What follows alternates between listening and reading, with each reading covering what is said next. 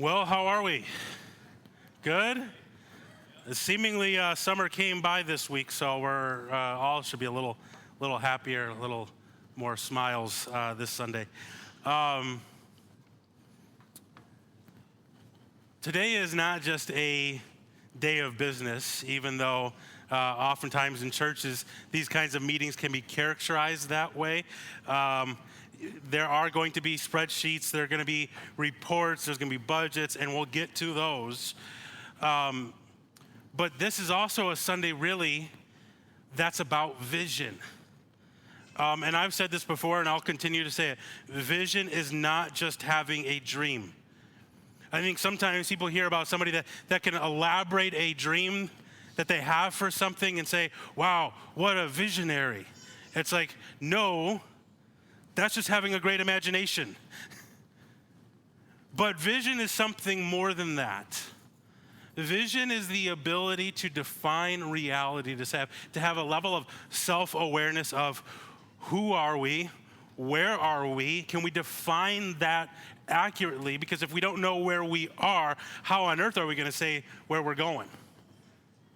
Right? And so today we're going to be remembering where we've been. We're going to be seeing where we're going. And maybe most importantly, on a day like today, we'll get a sense of who we are becoming. Because collectively, a church, as a group of people, we're becoming something. And I think that as we look at our vision, it might tell us an accurate depiction of who we're becoming. And so this is about vision, it's about trajectory, it's about calling. You see, churches don't grow by accident. They're formed intentionally through the slow work of prayer, of obedience, faithfulness, service, and that's kind of as we look at these, I want to be careful to call things metrics, but as we say, hey, how are we doing in these areas? These are some of the areas that really speak to who we are and who we are becoming. And so let's just reflect on this last year. If you were on your way in, you probably got one of these inserts. These inserts were kind of a highlight, a snapshot, if you will. We're going to talk about some of the wins and the milestones in a moment here. And there's also opportunities and areas of need and some of the challenges that we faced in the last year, all on that sheet. Take that with you. But it's been kind of cool for me, normally on a Sunday, or normally leading up to a Sunday, I'm maybe in a commentary, or I'm reading articles online, or I'm prepping for deciphering a text. But on a Sunday like today, more or less than anything else, it was, okay, God, what are you doing in my heart? What is it that you want me to see? What is it you want us to see? Right, so much of that, and then I get to look back and say, okay, God, what have you done? And to be able to look at some of these things and actually lay them out has been super encouraging for me. And to say, hey, last year, in the last 12 months, we've baptized 12 individuals. 12 that came forward, were buried in the waters of death and raised in resurrection life. We saw 11 families stand on this stage in front of God and this community and dedicated their children to the Lord. Like what those families did in that moment was make a declaration, hey, Jesus, these are yours. These little ones are yours. So cool to see families do that in an age where every social media influencer out there that's giving parental advice and ideas about how to be a parent, and so much of it's about finding your own identity and all. It's saying, no, our family is about having an identity in Christ. And we want to parent that way. We want to live our lives that way. We renovated this last year. We renovated our children's wing, not because we care all that much about aesthetics, but because the Lord cares deeply about the next generation and their formation. And so we believe as a church that, hey, this next generation, these little ones, they're worthy of our best space. They're worthy of our best leaders. They're worthy of our best prayers. In the last year, we sent out Pastor Justin and a team of 20 to help replant what is now Veritas Bible Church. And that was just us responding in obedience to the Lord's prompting and the Lord's moving. But in that, I had conversations with many of you in the room that, hey, are we really in a place to be sending out people? Are we really in a place to be sending out leadership? Are we really, that could be really challenging for us in the state of our church. And hey, I get that. Anytime you send out leaders and people that are volunteering and serving, I mean, it can feel like cutting off a right arm and saying, hey, Lord, make something beautiful out of this. And so we weren't surprised by the challenges that would face. It hurt to let people go. And yet it was the right kind of pain.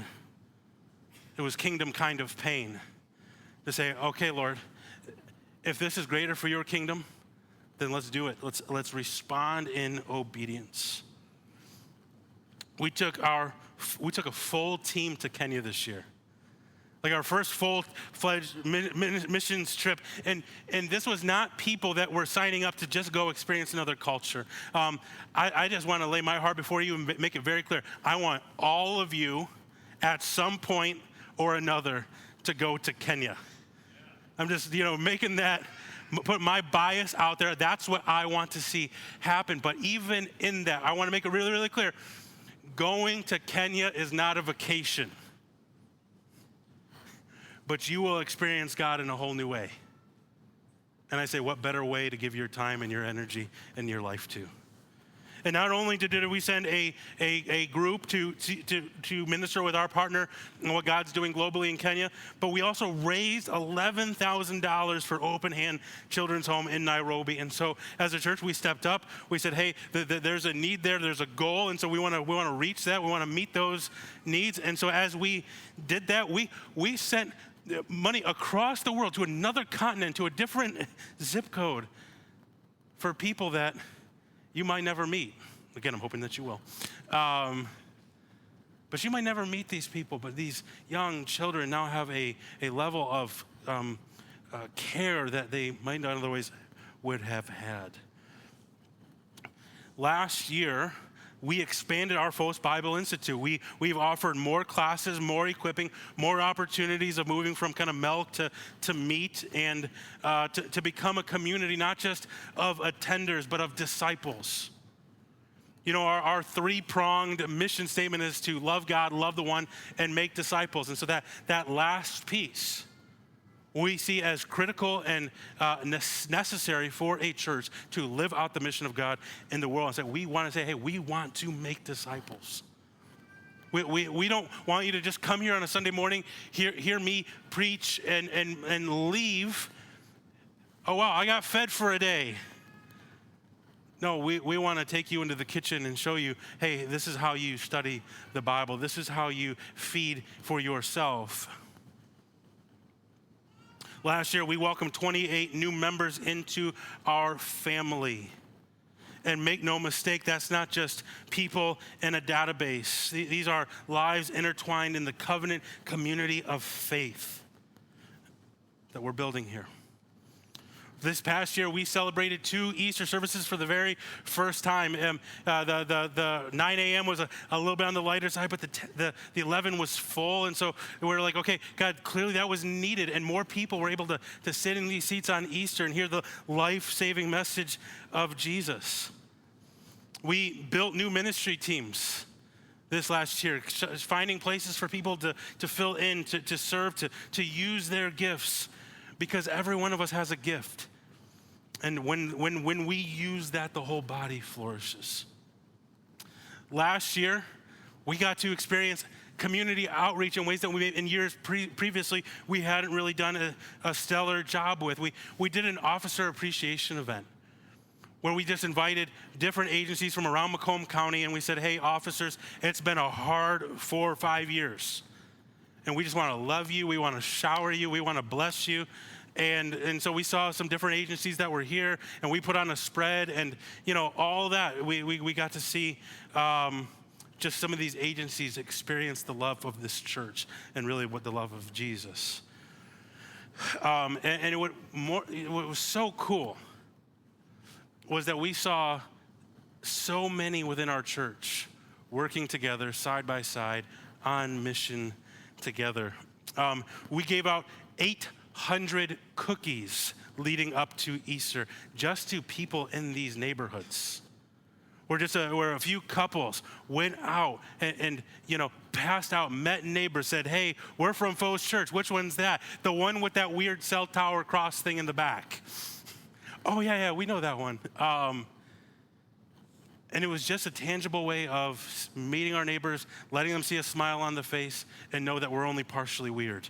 And our Generosity Sunday, that was a new way to tangibly, again, send things outside of these walls to love and bless neighbors and friends and coworkers. And we got about a half dozen of those stories laid out at our welcome desk right now of just, hey, this is how God used it. This is how God used that generosity. We had our Memorial Day parade, passed out hundreds of water bottles, really to people that were just in the parade, which was super cool.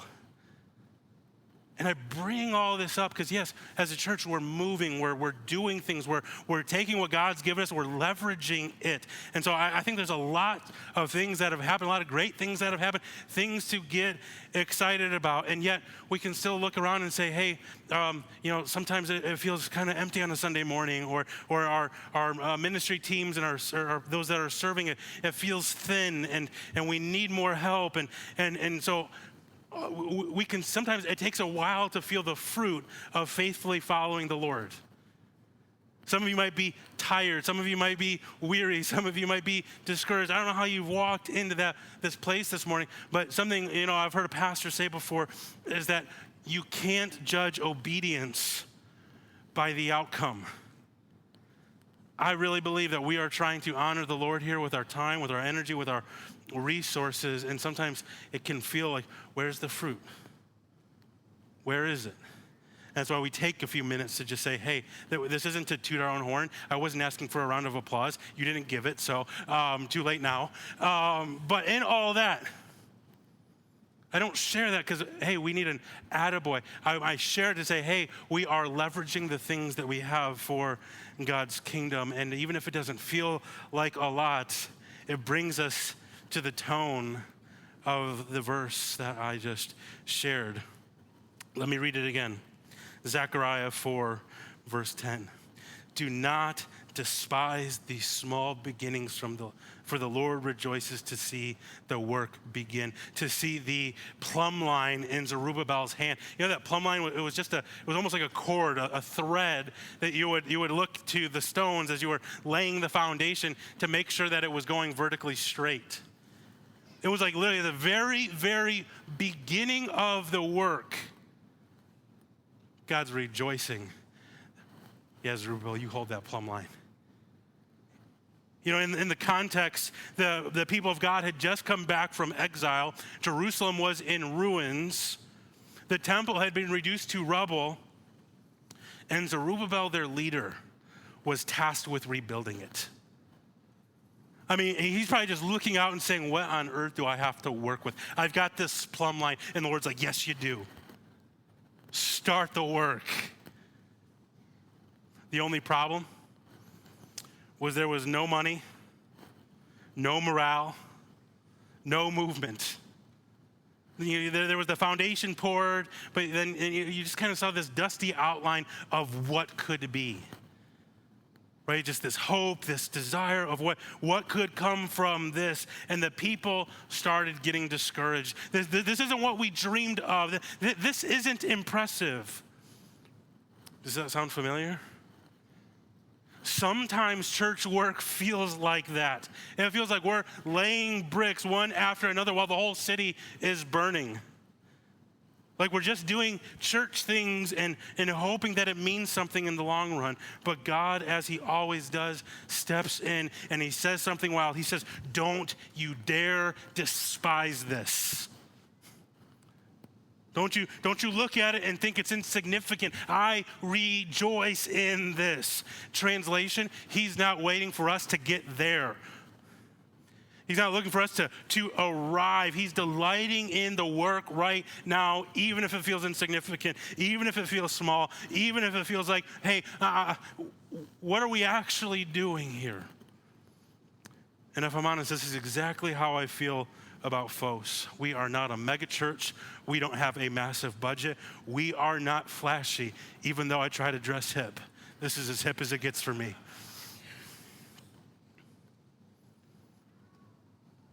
But if we could be one thing, I'm not asking the Lord make us big. I'm not asking for a larger budget. I'm not asking for flashier. I'm saying, Lord, would we be found faithful? Would we be found faithful? There's a definition about faith, that faith is trusting in Christ so completely that we'd be willing to put ourselves in a difficult situation that if God were to not come through, we'd be in big trouble. I mean, that we would position ourselves that way. And, you know, it's been so interesting getting ready for this because this is year 5 since I've come in to be the lead pastor and to lead out this revitalization effort. Like July 1's my hire date to start this revitalization work. And to think, okay, for 5 years, I can't think of a year that's gone by where it hasn't felt like there were times and significant moments where we were standing with our backs to the wall and say, Lord, if you don't come through, we're toast. And I've seen God time and time again show up in real, tangible ways through his people. And so our faith has been tested. And I'm just guessing if I'm not a prophet. I can't see the future. But if I was guessing, I'm guessing year 6 we're going to be tested.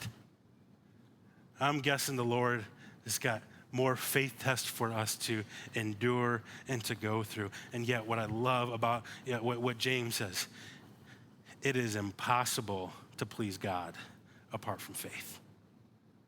We will not please God apart from faith. And so that's why my hope for us as a church, more than anything else, God, would we be found faithful? If we're just 100 people for the rest of our days, God, would we be faithful in that? Would we be the most on fire 100 people in Sterling Heights that's ever been existed? That's my heart. One woo. Come on, church. And so what does this mean for 2025? It means that we need to double down on the kind of church we are becoming. I have kind of 3 points that I want to make very quickly about the kind of church I see us becoming. We're becoming a church that forms people. Spiritual formation is not accidental. You don't drift into Christ likeness. If you're drifting, you're drifting towards compromise. And so this year, we're going to pour more and more even into our discipleship. The Phos Bible Institute is not just for varsity Christians. It's for those that are hungry. Anybody spiritually hungry for more of the Lord? Okay, awesome. Well, we're thinking strategically, hey, how do we create more spaces and more opportunity for even our young families? Hey, we get it, there's challenges, but we want to say, hey, is it Zoom? Is it offering classes over Zoom? We're just dreaming and saying, hey, Lord, what is it? How is it? But we want to equip the people to be lovers of the word. We're thinking even more on our Sunday morning preaching and teaching, like we've been delegating more and more from me. Because we do think that the pulpit is central to so much of what comes forth through our doctrine and through our teaching.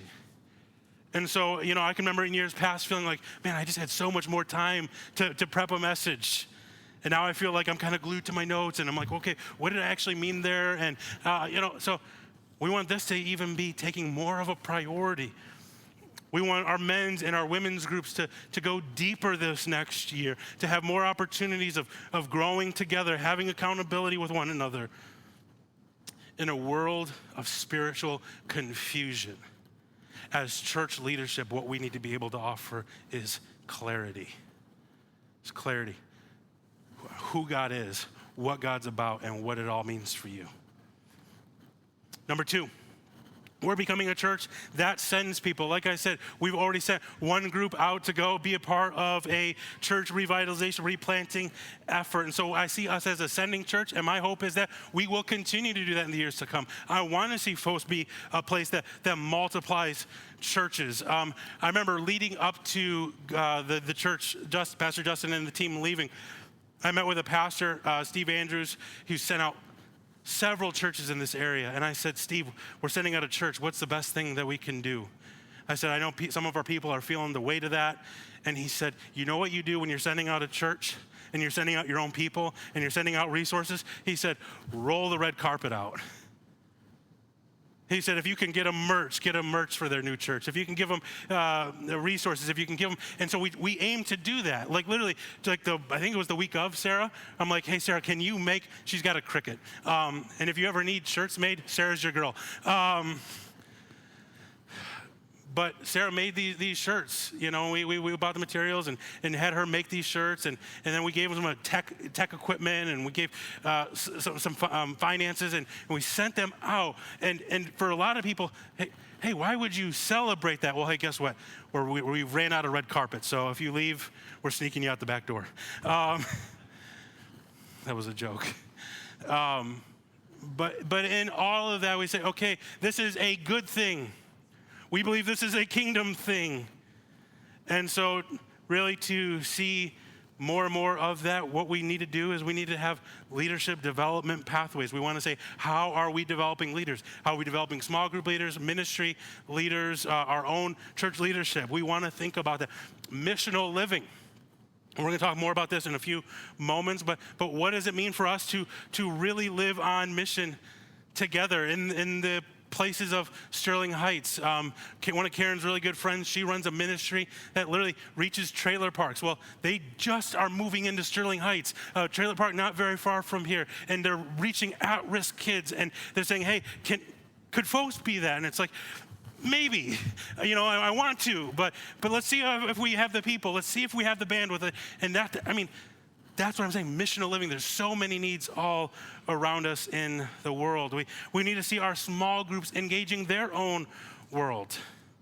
You see, the Great Commission is not optional for a church. Chuck Swindoll said, and I've gotten in trouble for sharing this quote before, and I'm going to continue to share it. The church is God's plan A for the evangelization of the world, and there is no B and C. And we can talk about people having dreams in remote places of the world. That's all well and dandy, that's extra credit. That's just God flexing his power. But he has given and tasked the church with go into all the world, make disciples. He didn't say, but if you don't worry, I'll give some people some dreams over in those countries over there. Doesn't say that. We ought to be people that are living missionally. Lastly, that the church would be, that we're becoming a refuge.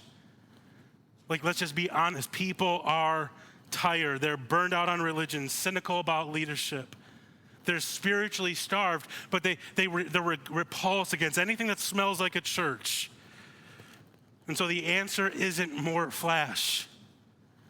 It's that we would really live out the presence of the mission that God has given us. And so we are becoming a place where people can heal. We're becoming a place where the exhausted can breathe. We are becoming a place where the skeptical can wrestle. We are becoming a place where the prodigal can come home. And again, for 5 years, I have seen that happen. I've seen that happen. People that burned out on religion, people that were losing their faith, people that got saved. That's happened here. And so this year we'll lean into, what does it look like to really practice spiritual hospitality? I was learning of a church that's so invested in their small group efforts that the church leadership started saying, hey, nobody's bringing needs to us. It's because the groups were shepherding themselves. They were caring so well for the people in their sphere. And so here's where you come in, church. This vision will not happen by accident. It will be intentional. And if we all just sit back and think, oh, someone else will do it, it's not going to happen. The vision needs you. It needs your time. It needs your energy. It needs your resources. It needs your presence. Some of us are going to need to serve this next year. Some of us need to lead this next year. Not lead, not leave. Some of you need to give this next year. Some of us need to have Sunday be a priority where we're with the saints. And all of us need to pray. We need to be people of prayer. This vision will not happen apart from God's hand at work in this place. And so I'll say it one last time. Do not despise these small beginnings. We are laying bricks, we are planting seeds, and we are sowing what we might not see fully grown for years and years to come. But the Lord rejoices. The Lord rejoices in these moments. Not just when it's successful, not just when the building's packed, not just when the budget and the giving is up. He rejoices in the building as it begins. And so, church, that's my call. That's where I see God leading us. I want us to become that church even more so. And so at this time, I'm going to invite my brother, Joseph Lasslett, up. He's going to share just kind of our financial breakdown. I know for a lot of you, you look at the bulletin, you study the bulletin, and you always notice our variance. And I think our budget variance has given some questions. And so we're just going to kind of lay that out. And then we got a couple of questions. Again, please, no questions during this time. We will offer you a space to ask questions after the service. We'll invite for that time. So, Joseph. Awesome. Well, for the 5th year in a row, I have the pleasure of going over the finances. I guess working in that space, the responsibility always falls on me, which is okay. One day we'll get Tyler to do it. But I will preface before we dive into the numbers, we use the word business meeting, but the church, it's in the business of making disciples, but this is really a family household meeting. We're the household of Christ. And what we're really doing in line with kind of the vision is saying we always want to be transparent and authentic with you guys with where we're at and say as a family, here's what we need to do to make sure the household runs well. And so just want to set that context before we dive into the numbers. But as we've always done, let's start with 2024, Kevin, if we can shift to that slide. So year in review for 2024. So total income, January through December, was a little over $305,000. The majority of that was the giving, really from the people in this room and some outside donors who are partnered with us here at Phos. And then about $15,000 of that was essentially income that we get from the Verizon Tower through a contract that we have. As far as expenditures go, total spending a little over $350,000. And Kevin, if we can shift to the details slide on the expenses. And really that's made up of primarily, I'll say 5 or 6 categories. The first is the ministry expense. That's a lot of what Tyler was talking about, what we do here. That's support for Kenya. That's Awaken Hearts Ministry. That was our Waiting in Hope. That's the Officer Appreciation event. That's our cookouts. It's everything we're doing to care and love for the people both in this church and outside of the church. And it also includes things like benevolence, which we don't give the details. We're always careful of people's privacy, but there are thousands of dollars worth of needs that we have been able to meet both this year and last year, just caring for the household of faith. And so that's a part of that number. Utility and operations, it's just the cost to keep the lights on here so we can worship and continue to hear the word of the Lord. Payroll and benefits, so that's obviously our biggest. I'll say for 2024, a big portion of that was, our pastor salary for Pastor Tyler, Pastor Justin, the benefits that we provide them, and then there's a couple part-time salaries that are included there. And obviously they're the ones leading us in worship and teaching and really the work that we're doing here. And then technologies and supplies. I thought about putting this under ministry, but that's really the supplies to allow the ministry expenses. So those are very much connected. That's what allows Kevin to function back there. And then building expenses. This is really cool. We actually repaired the AC last year, which I know we're all thankful for right now. We built out the nursing mom's room. I mean, the amount of kids that are just coming into this church family is incredible, and that's a space for our moms. And then obviously just miscellaneous repairs on the building last year. And so total variance, if I remember correctly, was, Kevin, can we go back to that slide? It was about $45,000 we spent above and beyond the income that we brought in. If we shift and look at year-to-date 2025, and so these are kind of the final reconciled numbers through the first quarter of the year, total income of about $68,000. So about $64,000 of that was our giving from you really through the first quarter of the year, and then about $4,000 of that was Verizon. And if we look at the expenses here, total expenses were $84,000. Once again, if we go to the details there, Kev, I want to highlight a few things. So obviously the mission ministry support, a big portion of that is Kenya. What's not included that is additional fundraising that we did that'll actually be reflected in the April-May numbers for the money that we fundraised for the Kenya. Phos Ministries, once again, that's the work that we're doing in here.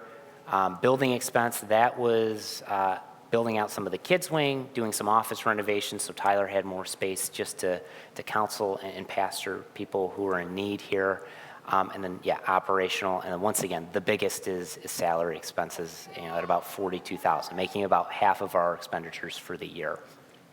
And if we go to the next slide here, Kevin, the forecast for 25. So right now, just to set the context, our average giving per week is about $4,000. That's just where we've been really since we've opened the church.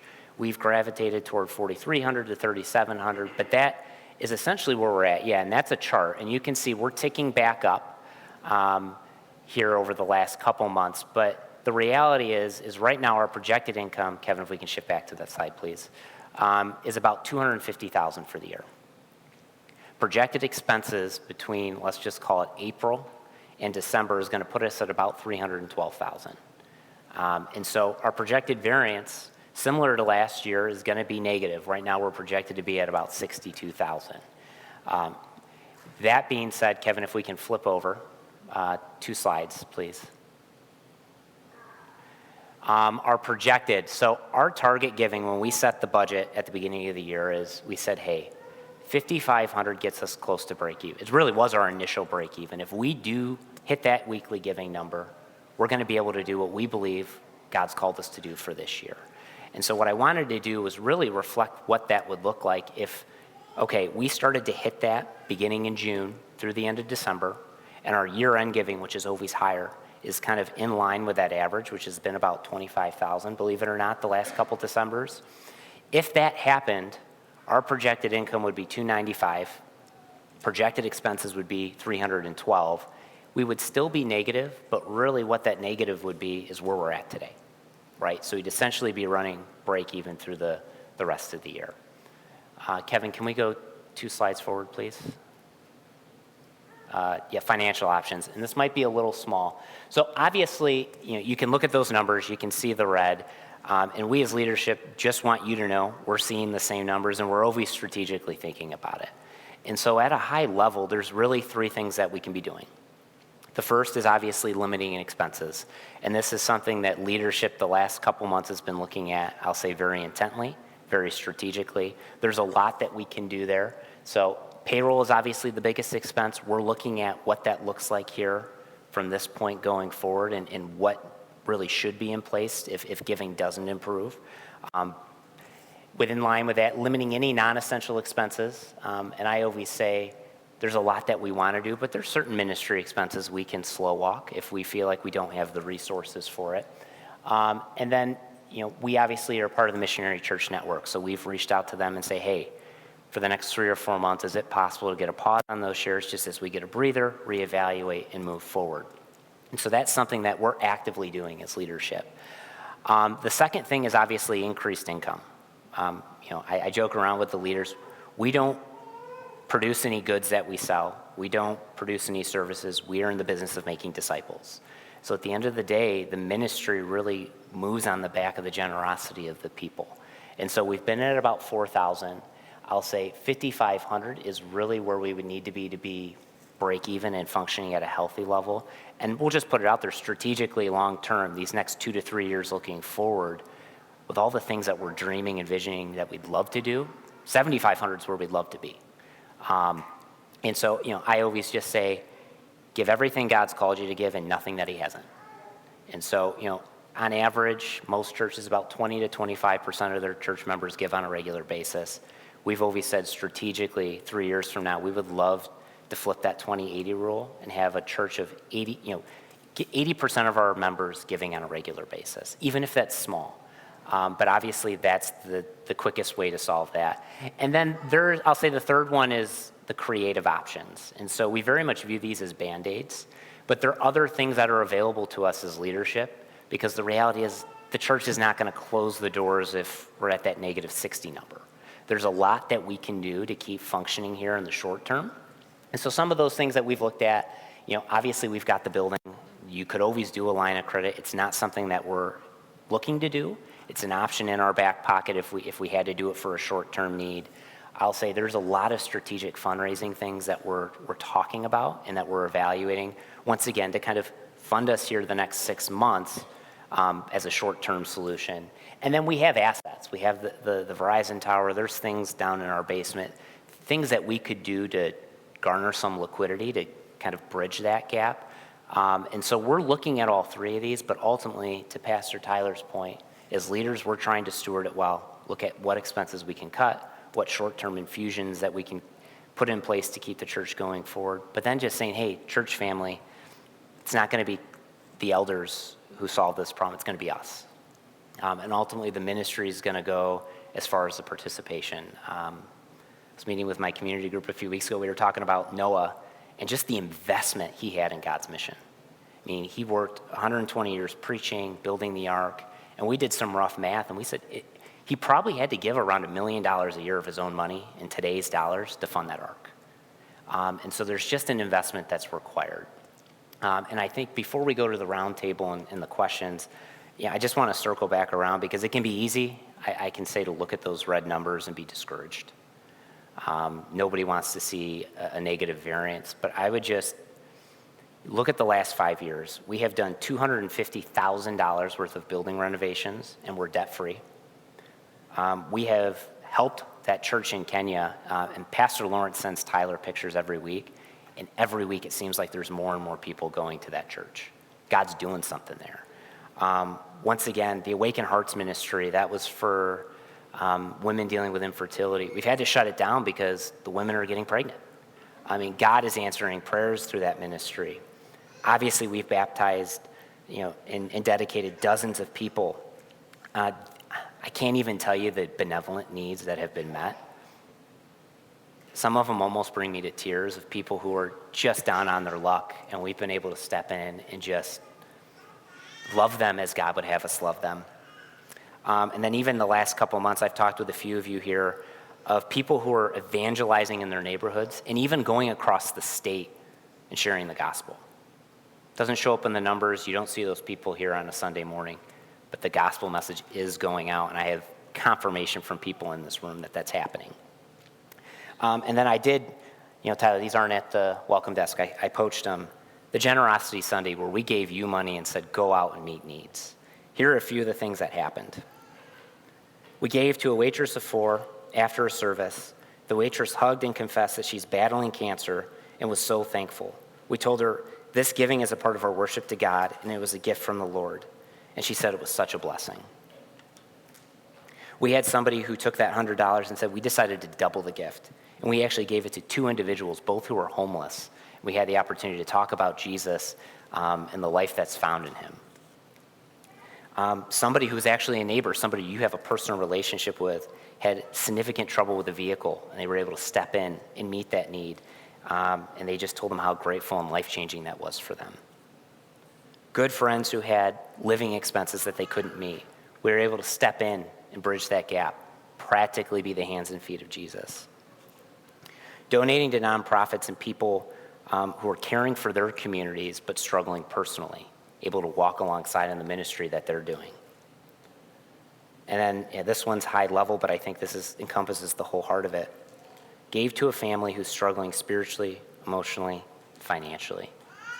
Serving as the hands and feet of Jesus. Once again, giving out $2,500 doesn't help our variance, but that's at least 6 examples of significant life change that's happened as a result of what we're doing here. And so, yes, numbers are red, variance is red, but God's doing something here. And I want us to cling to that as we kind of move forward. But with that, why don't we go ahead and we'll shift to the open table question section, Tyler.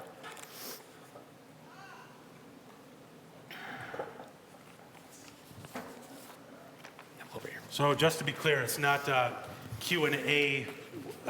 We have a couple of questions that we've preset, and then after this, we'll dismiss and open up for questions with you all. But yeah, and so a good way to view this is Tyler's obviously cast his vision, but we've had tons of conversations with you, and so the purpose of these questions are just us to help us understand kind of more of what the church went through this last year, what Tyler and really us as leadership are envisioning for the church going forward, and then just to give you a little insight on, Tyler and Karen carry the biggest load for us here at Phos, and so we just want to spend a little bit of time giving you insight on that.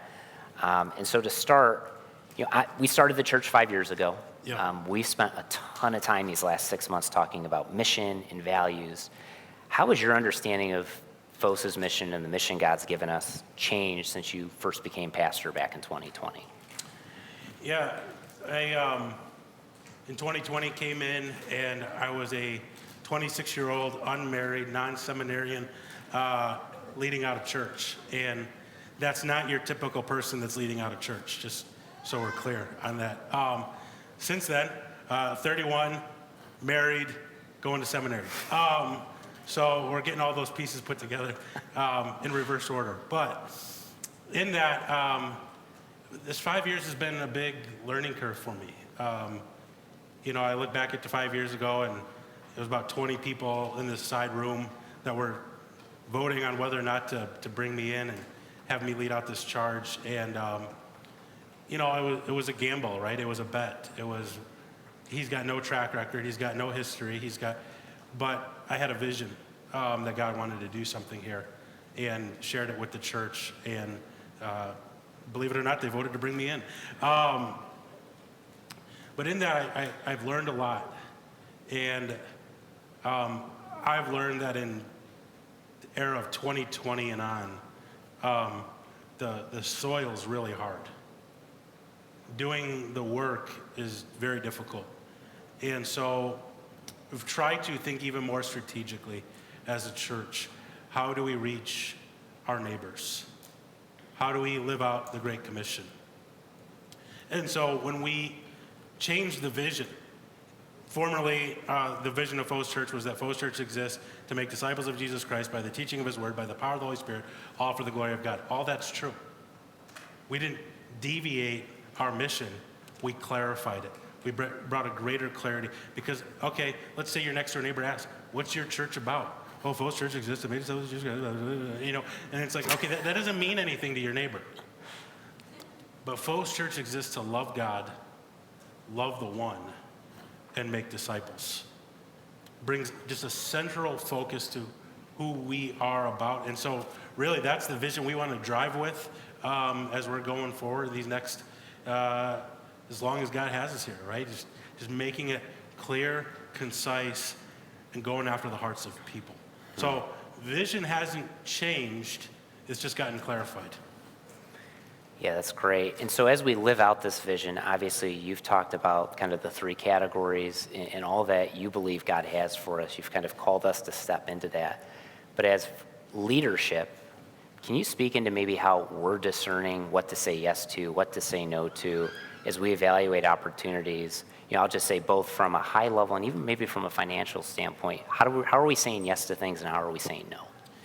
Yeah, there's so many great things that regularly come before us, of things that we can get involved with and partner with and do, and we only have so much bandwidth. We only have so much resources. And so again, we're trying to be faithful to that. We're trying to be faithful to the talent that God's given us. I always just remember the parable of the talents where Jesus gave these talents and then he came back and says, what did you do with them? I don't want to be the church that buries ours in hopes of playing it safe. And so the game I want to play The game I want to be involved in is the mission of God. And so we really see that as loving God, loving the one, making disciples. And we've literally, to this point, we've even highlighted our budget into those 3 categories. And so, okay, is this something we want to do? Well, does it fit?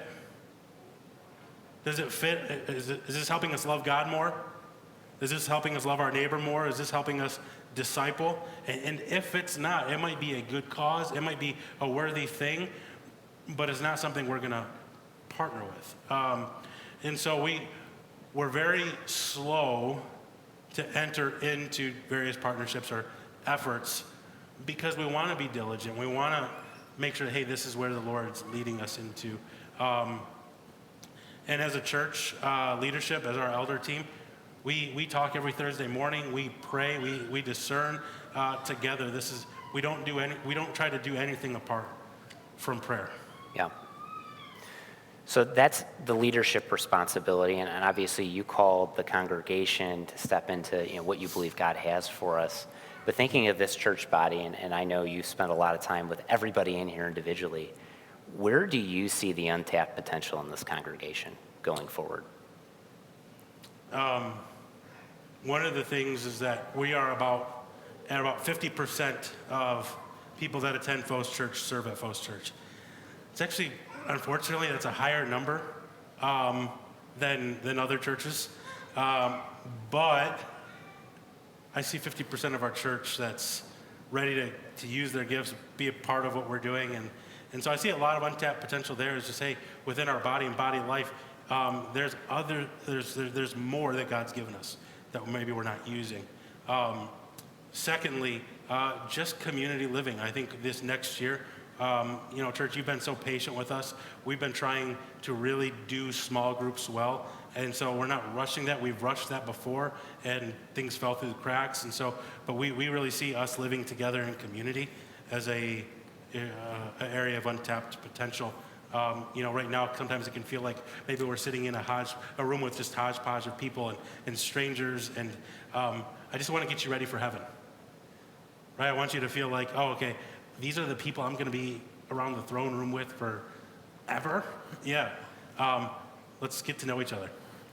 Yeah, and maybe just a quick follow-up to that. Could you just maybe walk the congregation through, from a strategic planning standpoint, kind of how we've built out different target dates, which are still being finalized for rolling out small groups and tiers?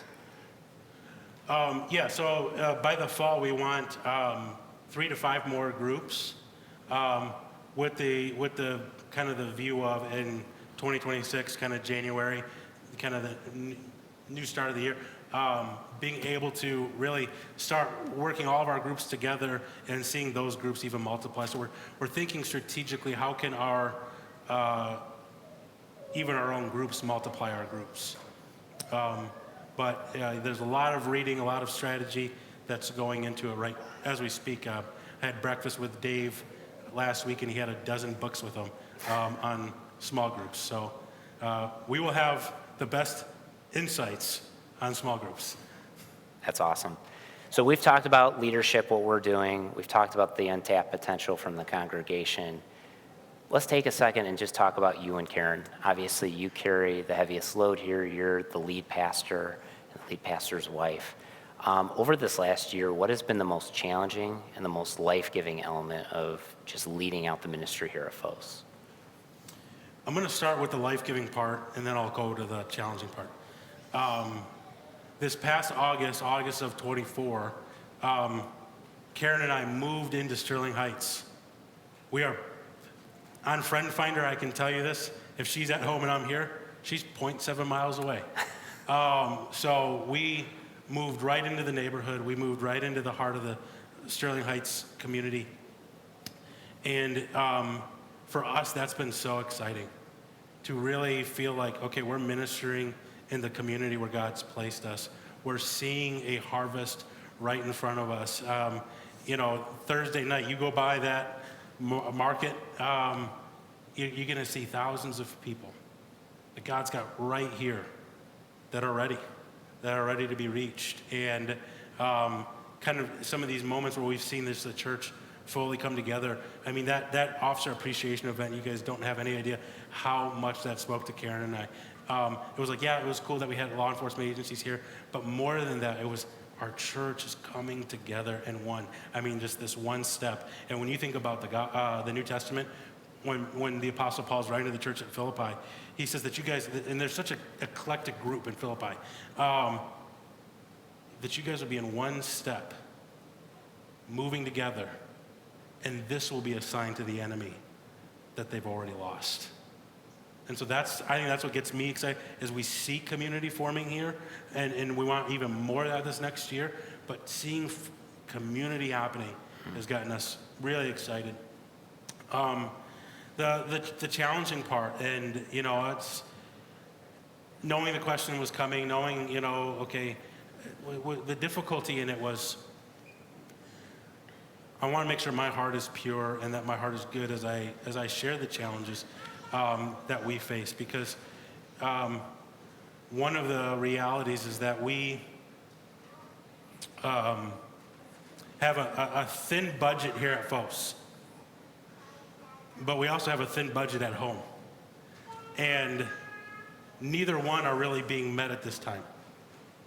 And so for Karen and I, we get to kind of live in that tension of faith, and while it's good, it's also weary, it's tiring, it makes your heart hurt sometimes, and just wondering, okay, Lord, when are you going to come through? And and I share that's been the biggest challenge in the last year of ministry. I share that not because I don't want anybody to hear this, oh, the needs aren't really being met at the church, they're not being met at Tyler and Karen's home, okay, well, we need to give. I'm not standing up here with a red cup. The Apostle Paul always had his needs met, whether it was bivocational or, fully centered on the work of the ministry. I know God's going to provide my needs. I started out ministry making $150 a week, and there was a roof over my head, and that there was food in my fridge. And so I share that because I know God is faithful. I know God is good, and I'm not. In meeting these needs, it can't be because you're meeting Tyler's needs. It's got to be because you believe in the work that the Lord's doing.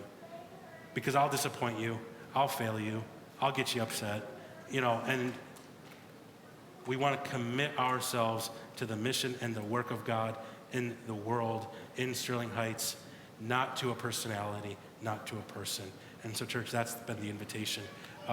This challenge cannot be met because we care about people, our staff. It's got to be because we believe in the work that the Lord's doing. So somewhat related to that, we've talked a lot about how finances have been tight, and really you look at the church the last 6 months, it's just been a transition season for us, right? Sending Justin out, and I know so many of us had close relationships with Justin and Kate and the work that he was doing here. And we transitioned from that, and we just kept going forward, right? I mean, the ministry of God doesn't stop. And so just, thinking of you who are in the congregation, what would you say to them, Tyler, if they're looking at the finances and they have concerns? What would you say to somebody? Your concerns are valid, they're legitimate, and they're probably not bigger than mine. As a leadership, we're very attentive to the need. We're very attentive to the challenge we're living in. And you really touched on it so much, Joseph. We are looking at just every possible opportunity, solution to what, we're not closing the doors in 6 months. We believe in the mission. We believe God's doing something here. And so we have opportunity to make adjustments. But yeah, really, we see kind of the crux of the mission is that we're going to carry it together as a church. Well, church, thank you for sitting through that. What we're going to do at this time is, because I know the food's getting done, we've got kids entering the worship center here. Tyler's going to pray for us, pray for the meal. We'll do the benediction. We'll dismiss you. For any of you who have questions, 5 minutes after dismissal, the entire leadership team will be up here. We'll be available to answer any questions that you have. So feel free to come back into the worship center. And maybe if you don't have questions but just want to hear additional comments regarding that conversation, once again, it'll be 5 minutes after that. But Tyler, why don't you pray for us?